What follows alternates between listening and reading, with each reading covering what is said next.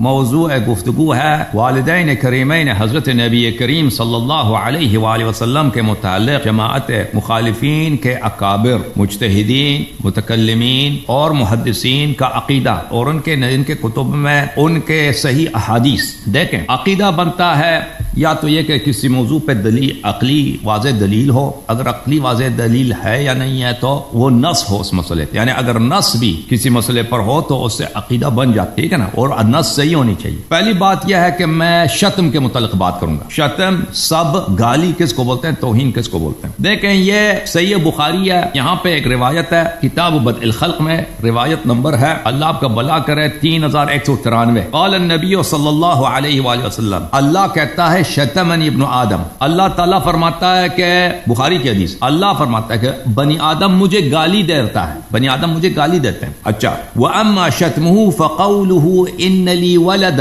اللہ بنی آدم کی شتم، سب، مجھے گالی کیا ہے کہ کہتا ہے اللہ کا بیٹا ہے. تو یہ اللہ تعالیٰ کے متعلق ہے، ایسی چیز کا نسبت دینا کہ اس کا بیٹا ہے. اللہ تعالیٰ نے اس حدیث میں جو جماعت مخالفین کے نزدیک صحیح حدیث ہے اس کو گالی قرار دی ہے. اس حدیث کے شرح میں حافظ ابن حجر فتح الباری میں جلد نمبر 6 صفحہ نمبر 332 ہے، اس میں فرماتے ہیں یشتمنی ابن آدم والشتم هو الوصف بما يقتضي النقص. آپ کوئی بھی کسی شخص سے کوئی چیز ایسے وصف کر دیں اس سے جو اس میں نقص، جو اس میں کمی، اس میں پستی، اس میں ضعف، اس میں بے عزتی کی کوئی بات لا دیں تو اس کو کہتے ہیں گالی، اس کو کہتے ہیں شتم. تو اب جب پتا چلا میرے محترم ناظرین کہ شتم کیا ہوتا ہے، شتم یہ ہے کہ مثلا آپ کہتے ہیں اللہ کا شتم کیا ہے، اللہ کا بیٹا ہے. اللہ نے کہا کہ یہ گالی ہے میرے لیے. کیوں گالی ہے؟ کیونکہ یہ ایسے وصف ہے جو نقص کا، میرے متعلق نقص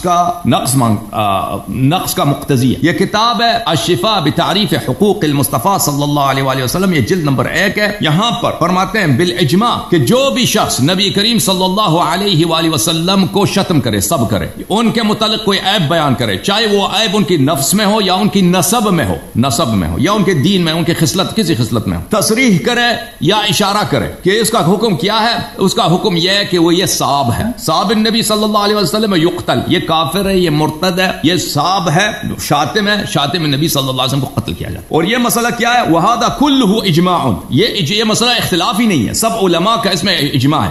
من العلماء وائمة الفتوى من لدن الصحابہ الى هلم جرا، صحابہ کے دوران سے لے کر آج تک سب علماء میں اجماع کہ جو نبی کریم صلی اللہ علیہ وسلم کی ذات میں، ان کی نسب یا نسب میں کوئی نقص لاحق کرے تو کیا ہے، وہ شاتم نبی صلی اللہ علیہ وسلم ہے. اور یہ بھی ضروری نہیں ہے کہ وہ علن کہہ دے، اشارتاً بھی کہہ دے، وہ شاتم بن جاتا ہے اور وہ مرتد ہے اور واجب القتل. جب یہ ثابت ہو گیا میرے محترم ناظرین، شتم کس کو بولتے ہیں؟ کسی کے لیے نقص کی صفت بیان کرنا، اور جیسے القید کا اللہ کا بیٹا، ٹھیک ہے نا. اور شاتم نبی صلی اللہ علیہ وسلم کس کو کہتے ہیں؟ وہ یہ نہیں کہ آپ پیغمبر ہی کو گالی دے دیں، ان کے نسب میں بھی کوئی چیز ایسی ضعف، کوئی بے عزتی والی بات داخل کر دیں، بھی شاتم نبی ہے. اور اس میں انہوں نے فرمایا کہ ہمارا اجماع ہے صحابہ کے دوران سے لے کر آج تک کہ ایسا شخص شاتم نبی صلی اللہ علیہ وسلم اور وہ مرتد ہے اور قتل کیا جائے گا اس کو. اچھا، جب یہ پتا چلا میرے محترم ناظرین، تو اب آئیے کہ میں اس فرقے کے صحیح ترین کتب میں ان کا اصلی عقیدہ بتاتا ہوں کہ نبی صلی اللہ علیہ وسلم کے والدین کے متعلق ان کا عقیدہ کیا ہے. یہ کتاب ہے صحیح مسلم، چاپ دار الفکر، ملاحظہ کریں، یہ صفحہ نمبر 201 ہے. یہاں پر مسلم فرماتے ہیں، مسلم حجاج النیسابوری، لیس کل شیء عندي صحیح وضعته هنا انما وضعتها هنا ما اجمع علیہ، کہتے ہیں کہ میں نے یہ کتاب مسلم جو لکھا ہے، یہ کتاب مسلم یہ اس طرح نہیں ہے کہ میں نے صرف جتنے میرے پاس صحیح احادیث تھی میں نے اس میں ڈال دیے، نہیں، اس طرح نہیں کہ جتنے میرے اجتہاد میں، میرے رائے میں صحیح احادیث ہے میں نے جمع کیے، نہیں، میں نے صرف وہ احادیث اس میں جمع کی جس پہ سب کا اجماع ہے کہ یہ صحیح ہے. مسلم کے سب احادیث اجماعی ہیں، اس پہ اختلاف ہے ہی نہیں، اور یہ بالکل صحیح کہہ رہا ہے. جماعت مخالفین کتاب اللہ کے بعد صحیح ترین کتاب کس کو قرار دیتے ہیں؟ بخاری مسلم کو.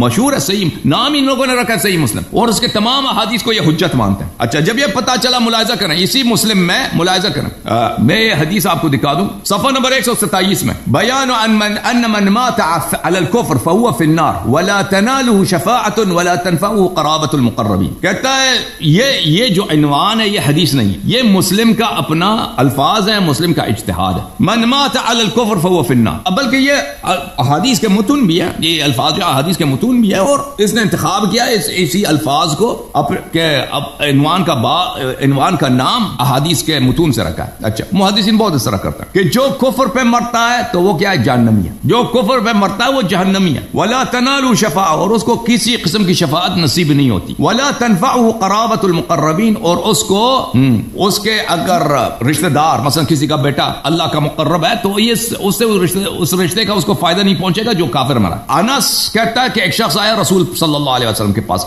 قال این ابی، اس سے پوچھا کہ میرے والد کہاں ہیں. تو یہ اب میرے والد کا پوچھا نا، اپنے ابے کا پوچھا. اس نے اپنے پانچویں جد کا نہیں پوچھا، اپنے ابے کا پوچھا. اب کا مطلب پتہ ہے، جد کو نہیں بولتے ہیں، ٹھیک ہے نا. اب کس کو بولتے ہیں؟ اب اس نے اپنے ابے کا پوچھا، اس کے فادر کا، اس کے والد کا. میرے والد کہاں ہیں؟ فی النار، فرمایا کہ تیرے ابا جی جہنم میں. فلما خفا، جب وہ شخص پشت کیا، چل گیا، اس کا دل ٹوٹ کے چلا گیا، دعا، اس کو واپس بلائے نبی صلی اللہ علیہ وسلم. فقال ان ابی و اباک فی النار، کہا میرے ابا جان بھی جہنم میں، میرے بھی ابا جان جہنم میں، اور تیرا ابا جان بھی جہنم میں، دونوں کے ابا جان جہنم میں. تو اس طرح ان کے نزدیک صحیح حدیث صحیح مسلم میں نبی کریم صلی اللہ علیہ وسلم کے والد کریم کہاں پہ؟ جہنم. اپنے چچے کا نہیں پوچھا، اپنے جد کا نہیں پوچھا، کس کا بولا؟ اپنے والد گرامی کا بولا. یہ کتاب ہے میرے محترم ناظرین، اور اس مسلم جو ان کے نزدیک قرآن کی بہن ہے، قرآن کے بھائی ہے، لا تنالہ من مات علی الکفر، یہ اس کا مصداق کون ہے؟ جو کافر مرتا ہے وہ جہنم میں، شفاعت اس کو نصیب نہیں ہوتی، اس کا بیٹا اگر مقرب بھی ہو تو اس کا فائدہ نہیں پہنچتا. یہ کون ہے؟ حضرت عبداللہ علیہ السلام. جو نستجیر باللہ، جو کفر پہ مرا ہے، یہ کون ہے؟ حضرت خاتم الانبیاء صلی اللہ علیہ وآلہ وسلم کے والد ماجد. ان کے متعلق انہوں نے الفاظ لکھے. اچھا، اب یہ مسلم کا جو صحیح ترین شرح ہے، شرح مسلم بشرح النووی، یحییٰ بن شرف النووی کی جو شرح ہے، جلد نمبر 3، چاپ دار الفکر، ملاحظہ کریں. اسی حدیث کی شرح میں وہ کیا فرماتے ہیں، وہ فرماتے ہیں بلکہ اس میں یہ ہے کہ لا تنفع ان من مات فی الفطرۃ علی ما كانت علیہ عرب من العبادۃ الاوثان فهو من اہل النار. کہتے ہیں کہ اس حدیث سے مراد یہی ہے کہ جو لوگ فطرہ میں، یعنی حضرت ابراہیم علیہ السلام، حضرت عیسیٰ علیہ السلام کے بعد جب کوئی نبی نہیں تھا نا، اور نبی صلی اللہ علیہ وسلم کے بعثت سے پہلے جو لوگ فطرت اس فطرہ میں مرے ہیں وہ جہنمی ہیں. کیوں جہنمی ہیں؟ کیونکہ ہؤلاء قد بلغتهم دعوت ابراہیم وغیرہ من الانبیاء صلوات اللہ تعالی وسلم علیہ، کیونکہ ان کو دعوت ابراہیم پہنچا تھا، دعوت ابراہیم پہ بھی ایمان نہیں لائے. تو ان کے اس بڑے مفسر نے، شارح حدیث نے یہ بتا دیا کہ بھئی حضرت عبداللہ علیہ السلام کو دعوت ابراہیم بھی پہنچا تھا، انہوں نے انکار کیا تھا. تو بہرحال یہ نستجیب اللہ کافر مرے. یہ کتاب ہے سنن ابی داؤد، چاپ دار الفکر، ملاحظہ کریں یہاں پر، باب فی ذراری المشرکین، ذراری المشرکین، مشرکین کے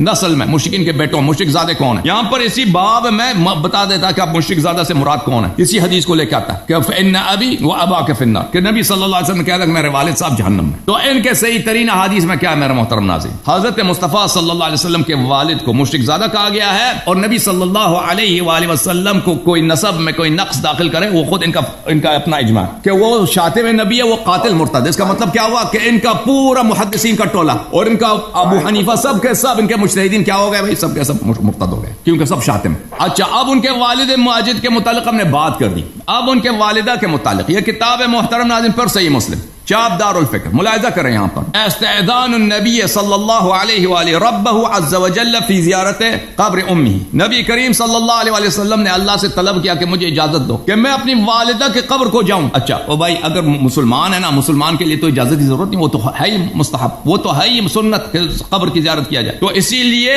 کہ ان کو مسلمان نہیں مانتے یہ لوگ نا، انہوں نے نبی نے اجازت مانگی. اچھا، حدیث نقل کیا ابو ہریرہ سے، نبی صلی اللہ علیہ وسلم نے فرمایا کہ میں نے اللہ سے اجازت مانگی ہے ان استغفر لأمی فلم یأذن لی، کہ میں اپنی قبر کی والدہ کی قبر پہ جاؤں. تو اللہ نے، میں نے اللہ سے اجازت مانگی کہ میں والدہ کے لیے استغفار کروں، اپنی ماں کے لیے استغفار کروں، تو اللہ نے اجازت نہیں دی. اور پھر اللہ نے سے میں نے اجازت مانگی ہے کہ میں ان کے قبر کی زیارت کروں، تو اللہ نے اجازت دے دی. اچھا، پھر اگلا حدیث بھی وہی ہے بھائی کہ میں نے استغفار کی، اپنی ماں کے لیے میں استغفار کروں، اللہ نے کہا استغفار نہیں کر سکتے اپنی ماں کی. اچھا، کیوں استغفار نہیں کر سکتے ماں کے لیے؟ ہاں، ماں کے لیے استغفار کیوں نہیں کر سکتے بھائی؟ اس لیے کہ ان کی ماں جو ہے مسلمان ہی نہیں ہے. ملاحظہ کریں، یہ شرح صحیح مسلم ہے بشرح النووی، جلد نمبر 7، یہاں پہ ملاحظہ کریں، استأذنت ربی ان استغفر لأمی فلم یأذن لی، میں نے اپنے رب سے طلب کیا کہ مجھے اپنی والدہ کے لیے استغفار کی اجازت دے دو، کب اس کا میں اپنی والدہ کے لیے طلب مغفرت کروں. تو مجھے اجازت نہیں دی، لیکن مجھے کس چیز کی اجازت دی ہے؟ ان کے قبر کو دیکھنے کی اجازت ملی ہے. فیہ جواز زیارت المشرکین فی الحیات وقبورہم بعد الوفات. مسلم کے سب سے بڑے شارح نے کیا کہا؟ کیا کہ اس حدیث میں دلالت ہے کہ آپ مشرکین کے قبر کو آپ زیارت کے لیے جا سکتے ہیں، مشرکین کی قبر زیارت کے لیے جا سکتے ہیں. کیوں؟ کیونکہ اللہ نے نبی صلی اللہ علیہ وسلم کی اجازت دی کہ اپنی ماں کی قبر کی زیارت، تو واضح ہے نا. اور استغفار کی اجازت نہیں دیا اس لیے کہ ان کی ماں مشرک ہے نا، نستجیر باللہ. اچھا، وفیہ النہی عن الاستغفار للکفار، اس حدیث شریف میں کہ اللہ تعالیٰ نے کہا اپنی ماں کے لیے آپ استغفار نہیں کر سکتے، تو کیا اس کا وجہ کیا ہے؟ اس کی وجہ یہ ہے کہ آپ کفار کے لیے استغفار ہی نہیں کر سکتے، کفار کے لیے کوئی استغفار نہیں کر سکتے. اچھا، تو اب نبی صلی اللہ علیہ وسلم کو ہاں دونوں طرف سے جو نجیب الطرفین شریف الطرفین تھے نا، نستجیر باللہ، دونوں طرف سے مشرک الطرفین بنا دیا لوگوں نے. ماں بھی مشرک، نستجیر باللہ ناپاک، اور والد گرامی بھی نستجیر باللہ مشرک ناپاک. اور اس سے بڑی گالی کیا ہو سکتا ہے کہ سردار انبیاء کو آپ کہتے ہیں اہل بیت، اور نبی صلی اللہ علیہ وسلم کے اہل بیت ان کے والدین کو، بھائی کہاں غیرت تمہاری؟ کیوں ایسے علماء سے تم اپنا دین لیتے ہو جو ایسے دشمن نبی، ایسے صحابہ نے جو نبی صلی اللہ علیہ وسلم پہ ایسے تہمتیں باندھی ہیں کہ نبی صلی اللہ علیہ وسلم کو مشرک زادہ، ماں بھی مشرک، مشرک صلب سے نجس، صلب انما المشرکون نجس، کہ ان کا پورا ریشہ ہی نجس، نجاست ہی نجاست ہے. قرآن کا بیان ہے کہ مشرکین نجس ہوتے ہیں. اور بھائی پاک مشرک سے کیسے نکلتا ہے مجھے بتاؤ. اور شیخ صاحب مجھے سوال سمجھا دو کہ پاک نبی مشرک بطن سے، مشرک رحم سے، مشرک صلب سے یہ کیسے یہ ممکن؟ تم نے نبی کو مشرک نجس بنا دیا. بھائی اگر ماں باپ نجس ہے تو یہ کیسے پاک ہے؟ اور اتنی بڑی گالی، اور پھر نبی صلی اللہ علیہ وسلم اگر کفار کے لیے وہ ہمدردی رکھتے ہیں، حالانکہ قرآن نے فرمایا لا تجد قوما يؤمنون بالله واليوم الاخر يوادون من حاد الله ورسوله ولو كانوا آباءهم او ابناءهم او اخوانهم او عشيرتهم. جو اللہ تعالیٰ کا مخالف ہو، چاہے آپ کا باپ ہو، چاہے آپ کا بھائی ہو، چاہے آپ کی ماں ہو، آپ اسے محبت نہیں کر سکتے. لیکن آپ نے یہاں پہ دکھا دیا کہ نبی صلی اللہ علیہ وسلم نے اپنی ماں سے محبت کی، حالانکہ وہ اللہ کو بھی نہیں مانتی، مشرک بت پرست ہے. تو بہرحال اور آپ نے خود فتوی دے دی شیخ صاحب، جو نبی صلی اللہ علیہ وسلم کو اور ان کے نسب میں نقص داخل کرے، نقص قائلو یہ شاتم نبی ہے اور شاتم نبی کافر. تو پتہ چلا آپ میں آپ سے جو میرا مطالبہ ہے ایک صحیح حدیث دکھاؤں. یہ تو حدیث صحیح کہ ان کے والدین دونوں جہنمی ہیں، کافر مشرک ہیں، نستجیر باللہ. آپ اپنے عقیدے میں ایک حدیث دکھاؤ صحیح کہ ان کے والدین جو ہے مسلمان. آپ کے پاس کوئی حدیث نہیں، کوئی حدیث نہیں ہے صحیح. ضعیف جو حدیث پیش کرتے ہیں وہ کسی آپ کے لیے حجت نہیں. جو صحیح حدیث ہے بالاجماع صحیح ہے، جن پہ آپ کے مذہب میں عقیدہ رکھنا واجب ہے اور جن کی مخالفت حرام ہے. نبی صلی اللہ علیہ وسلم کیا ہے؟ نبی صلی اللہ علیہ وسلم کی اس میں توہین ہے. جی سر شروع کیجئے گا. اذان یاسین صاحب. بسم اللہ الرحمن الرحیم. نحمده ونصلي ونسلم على رسوله الكريم. اما بعد فاعوذ باللہ من الشیطان الرجیم. بسم اللہ الرحمن الرحیم. ناظرین، پہلے تو یہ سوال کیا گیا کہ مسلم شریف کے حدیث پاک پیش کی گئی کہ حضرت انس رضی اللہ تعالیٰ عنہ فرماتے ہیں کہ ایک آدمی دربار عالم حاضر ہوا، عرض کیا کہ یا رسول اللہ صلی اللہ علیہ وسلم میرا باپ کس جگہ پر ہے؟ آپ نے فرمایا آدمی ہے. پھر حضور علیہ السلام سے باپ کو بلایا اور فرمایا ابھی میرا باپ اور تمہارا باپ جہنم ہے. اس پر پہلی بات تو یہ ہے کہ باپ کا لفظ والد پر بھی بولا جاتا ہے، چچا پر بھی بولا جاتا ہے. لہٰذا اس حدیث میں یہ ہوتا ان ابی و امی و اباک فی النار، کہ میرا ماں اور میری باپ یہ دونوں جہنمی ہیں اور تیرا بھی باپ جہنمی ہے. پھر تو اس میں کچھ نہ کچھ بات آ سکتی تھی. اور پھر حضرت سیدنا عمر فاروق تعالیٰ رسول اللہ صلی اللہ تعالیٰ علیہ وسلم نے فرمایا کہ چچا باپ کی مثال. اس حدیث سے یہ بات واضح ہوتی ہے کہ ادھر اشارہ چچا کی طرف بھی ہو سکتا ہے. اس کے بعد یہ بھی ہے کہ اللہ تبارک و تعالیٰ نے فرمایا حضرت ابراہیم علیہ السلام نے یہ دعا کی جو ہم تمام اہل سنت کا. حضرت ابراہیم علیہ السلام نے یہ دعا ربنا وجعلنا مسلمین لک ومن ذریتنا، کہ ہمارے رب ہمیں اپنا فرما بردار رکھ اور میری اولاد میں سے بھی. یہ حضرت ابراہیم علیہ السلام نے دعا فرمائی یا اللہ مجھے اپنا فرما بردار رکھ، مجھے مسلمان رکھ.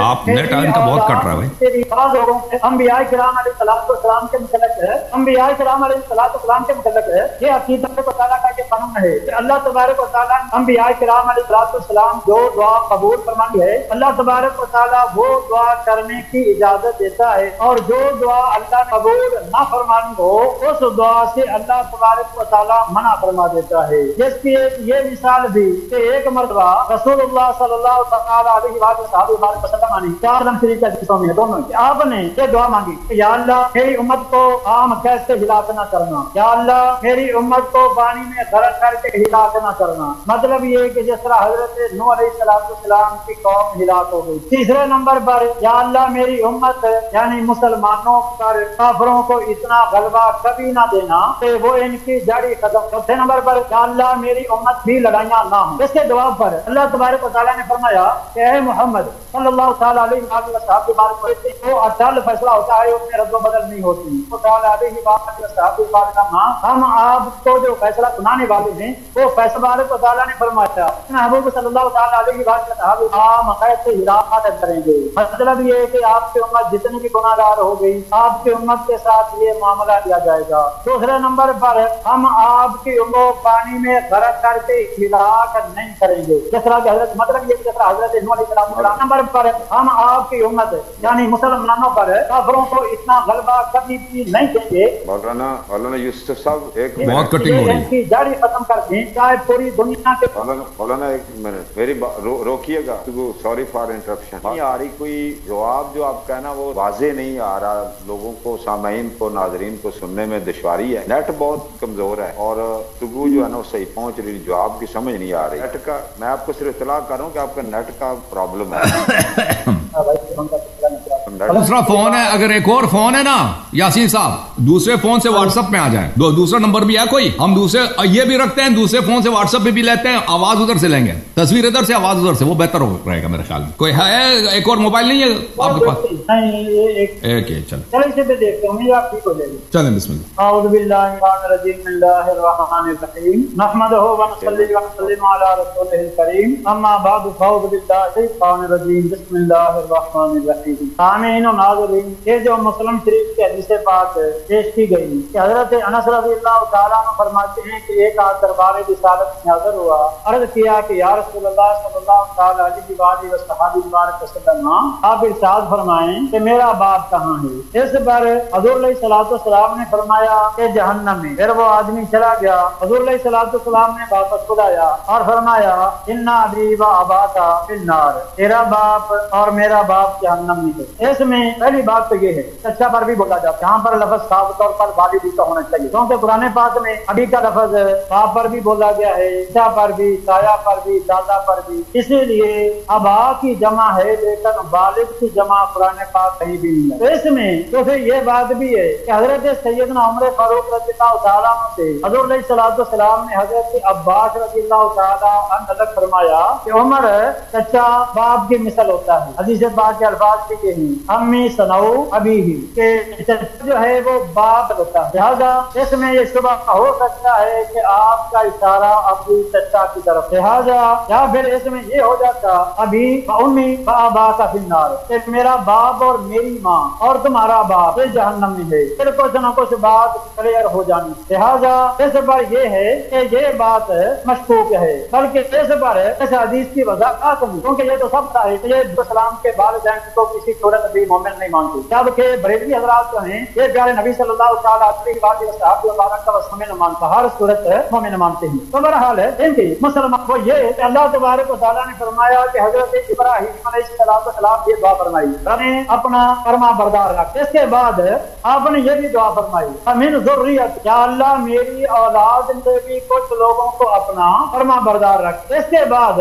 حضرت ابراہیم علیہ السلام نے آگے چل کر یہ دعا کہ یا اللہ جو مسلمان ہوں گے تیرے فرما بردار ہوں گے میری، یا اللہ تو اپنے آخری نبی کو ان میں سے ہی بھیجنا۔ یہ حضرت ابراہیم علیہ السلام کی دعا ہے، لہذا پہلے نمبر پر یہ بات ہے قرآن پاک کے مقابلے میں اگر کوئی آ جائے تو وہ قابل تسلیم نہیں ہوگی۔ دوسرے نمبر پر یہ بھی ہے کہ حضرت ابراہیم علیہ السلام نے جب یہ دعا فرما دی تو اس سے یہ بات واضح ہو گئی کہ آپ کی اولاد میں ایک گروہ مسلمان ہیں۔ اکرام علیہ السلام کے لیے اللہ تبارک و تعالیٰ کا یہ قانون ہے، اللہ تبارک و تعالیٰ کا یہ قانون ہے۔ بسم اللہ الرحمن الرحیم۔ محترم ناظرین، میں نے ثابت کر دی اور شیخ صاحب اس بات کا بالکل انکار بھی نہیں کیا کہ مسلم کے احادیث اس فرقے کے نزدیک بالاجماع صحیح ہے اور اس کی تصدیق کرنا، اس پہ ایمان لانا ضروری ہے، اس کا انکار نہیں کر سکتے کیونکہ سب صحیح ہے بالاجماع۔ یہ بالکل میں نے ثابت کر دی اور یہ انہوں نے بالکل اس کا انکار نہیں، اور انہوں نے نہیں نہیں کہا کہ یہ حدیث جس میں لکھا ہے کہ وہ نبی کریم صلی اللہ علیہ وسلم کے والد جہنم میں ہے، یہ حدیث صحیح نہیں ہے. یہ صرف اس کا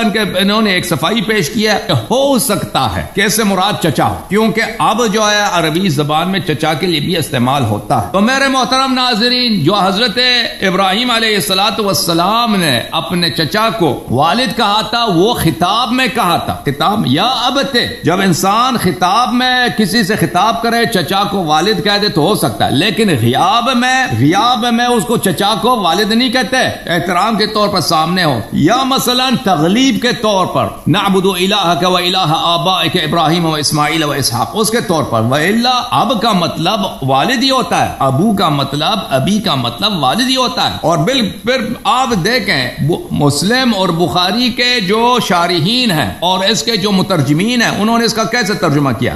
ملاحظہ کریں، یہ ویب سائٹ ہے sunna.com، یہاں پر آپ مختلف احادیث کا ترجمہ دیکھ سکتے ہیں. sunna.com، یہاں پہ اسی حدیث کو انہوں نے سنن ابی داؤد سے بھی روایت کی ہے. ان ابی و اباک فی النار، my father and your father are in hell. یہ میرا ترجمہ نہیں، یہ ان کا اپنا ترجمہ. دیکھیں آپ خود بھی چیک کریں، اردو میں تراجم میں بھی دیکھیں. my father، my ابا، ان ابی، بے شک my father، my dad، میرے والد صاحب. پھر اسی حدیث کو مسلم صحیح مسلم کے حدیث نمبر 203 سے جو روایت کی ہے، ٹھیک ہے نا، اس میں بھی یہ verily my father ان ابی my father and your father are in fire. اس شخص نے بھی جو پوچھا تھا نا این ابی، میرے باپ کہاں، اپنے والد کا پوچھا تھا اور اپنے چچا کا نہیں پوچھا تھا، والد. اور پھر عربی زبان میں علماء کو پتا ہے کہ ایک چیز ہوتا ہے اصالت الحقیقہ. اصالت الحقیقہ یہ ہے کہ الفاظ کو ان کے معنوں میں استعمال کیا جاتا ہے، غیر موضوع معنی میں استعمال کیا جائے اس کے لیے قرینے کی ضرورت ہوتی ہے. یہاں پہ کوئی قرینہ نہیں ہے. اور پھر انہوں نے جو قرآن کی آیت سے استدلال عجیب کیا ہے، قرآن کی آیت سے استدلال کیا ہے جو بالکل ان کو فائدہ نہیں دیتا. وہ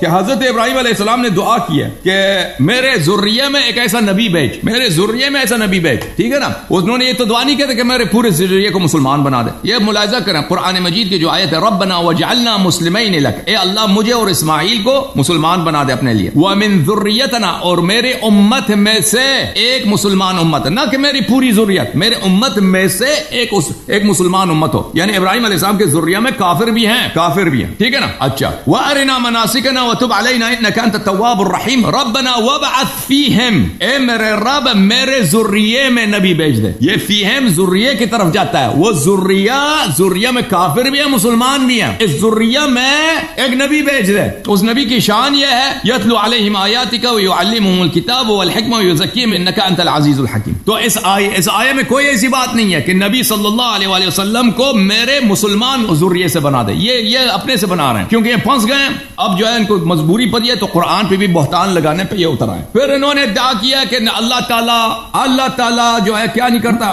یہ ایک منٹ میں اس کو یہ کسی نے یہاں وائٹ بورڈ لگا دی نا. اچھا میں وائٹ بورڈ آف. تو عرض یہ ہے پھر انہوں نے یہ کیا کہا کہ اللہ تعالیٰ نبی انبیاء کو اجازت نہیں دیتا کہ ایسی دعا کریں کہ جس کو اللہ قبول نہیں کرتا. تو بھائی آپ کی جب اپنے کتاب میں موجود ہے کہ نبی صلی اللہ علیہ وسلم نے اجازت مانگی ہے، نہیں کہ انہوں نے اپنے والدہ کے لیے دعا کی ہے، اجازت مانگی ہے میں دعا کروں استغفار کروں، اللہ نے کہا نہیں اجازت نہیں دیتا، تو وہ آپ کی بات سے کوئی مناسبت ہی نہیں کرتا. اس میں یہ نہیں ہے کہ اللہ اور نبی نے استغفار کی ہے اور اللہ نے منع کر دیا کہ میں مانگتا. نبی صلی اللہ علیہ وسلم نے اجازت مانگی ہے کہ کیا میں استغفار کروں، تو اللہ تعالیٰ نے اجازت نہیں دی. تو بہرحال میرے محترم ناظرین، حدیث واضح ہے، روایت واضح ہے، ان کے نزدیک بہت ہی معتبر حدیث ہے، اس میں کوئی اختلاف ہی نہیں ہے. ان کے پاس میں نے کہا تھا کوئی صحیح حدیث لے کے آؤ نا کہ نبی صلی اللہ علیہ وسلم کے والدین جنتی ہیں، کوئی نہ ان کے پاس آیت قرآن نہ کوئی حدیث ہے، کچھ بھی نہیں ہے. اب اللہ آپ کا بھلا کرے، ان کے اکابر علماء نے اجماع کیا ہوا ہے کہ نبی کریم صلی اللہ علیہ وآلہ وسلم کے والدین کہاں پہ جہنمی ہیں، اور احادیث ان کے نزدیک بہت زیادہ ہے. میں نے جو مسلم کی حدیث دکھائی ہے نا وہ میں نے نمونے کے طور پہ دکھائی، وإلا احادیث ان کے ہاں بہت زیادہ.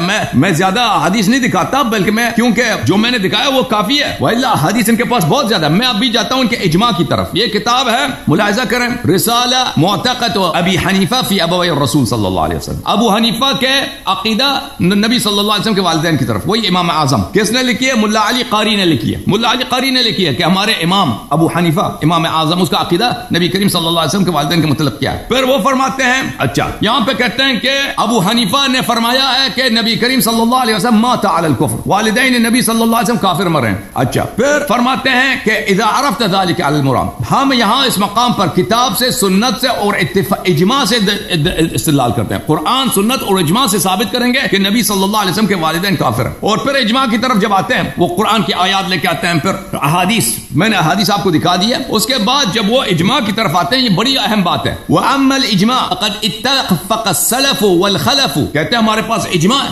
سلف سب کا اجماع ہے, خلف کا بھی اجماع ہے, سوائے سیوطی عبد الرحمن سیوطی کے, سب کا اجماع ہے. من الصحابہ, سب صحابہ کا اجماع ہے. کون فرماتا ہے؟ ملا علی قاری کہتا ہے. وہ کہتا ہے, آپ کہتے ہیں نا ان ابی, ابی سے مراد کیا ہے؟ چچا ہو سکتا ہے. یہ وہی ہے جس نے بہت ساری کتابیں لکھی ہیں, بہت ساری کتابیں اس نے لکھی ہیں. اس نے مرقات المفاتیح لکھی ہے, احادیث کی اتنی موٹی شرح جس سے کسی نے نہیں لکھا, اس نے لکھی. اس کو نہیں آتا عربی زبان ملا علی قاری کو. سب صحابہ کا اجماع ہے, تابعین کا اجماع ہے, الائمۃ الاربعہ, ابو حنیفہ کا, شافعی کا, مالک کا, احمد بن حنبل, سب کا اجماع ہے. وسائر المجتہدین, سب علی ذلک من غیر اظہار الخلاف, سب جماعت عمریہ کے مجتہدین کا اس مسئلے پہ اجماع ہے. اس میں کوئی مخالف ہے ہی نہیں کہ والدین نبی صلی اللہ علیہ وسلم مشرک ہیں, کافر ہیں, جہنمی ہیں, نستجیر باللہ, اور نبی صلی اللہ علیہ وسلم نجس زادہ, مشرک زادہ. یہ ان کا عقیدہ ہے, ان کا اجماع ہے, سب اکابر کا. پھر کہتے ہیں کہ ہمیں تعجب ہے شیخ جلال الدین سیوطی سے کہ احادیث اس مسئلے پہ متواتر ہیں کہ وہ دونوں نستجیر باللہ کافر ہیں. کیوں ان حجج سے وہ انحراف کر گیا ہے اور ائمہ کے ساتھ, مجتہدین کے ساتھ, محدثین کے ساتھ اتفاق نہیں کرتا, اور اس نے کہا ہے کہ نہیں, نبی صلی اللہ علیہ وسلم کے والدین مسلم تھے, اور احتجاج کیا ہے. وہ کہتا ہے کہ ایک حدیث سے